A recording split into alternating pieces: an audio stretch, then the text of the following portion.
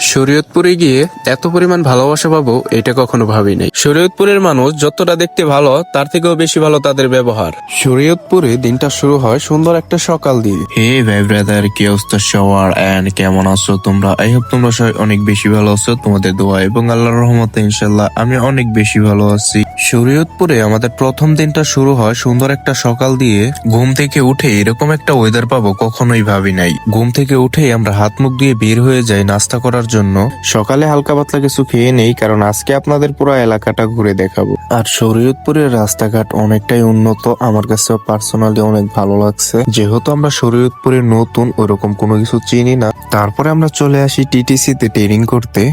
তারপরে আমি ট্রেনিং এর জন্য প্রস্তুতি নিতেছিলাম। যেহেতু ট্রেনিং চলাকালীন ফোন এলাও না, তাই আর ভিডিও করতে পারি নাই। তারপরে ট্রেনিং করে আমরা এখন বাসায় ফিরে যাব, কারণ শরীয়তপুরে আমাদের কাজ শেষ। আর শরীয়তপুরের মানুষদের কথা আমার সারা জীবন মনে থাকবে। শরীয়তপুরের মানুষদের জন্য সবসময় ভালোবাসা থাকবে। আর এইখানেই শেষ হয় আমাদের শরীয়তপুর ট্রাভেল ব্লগ।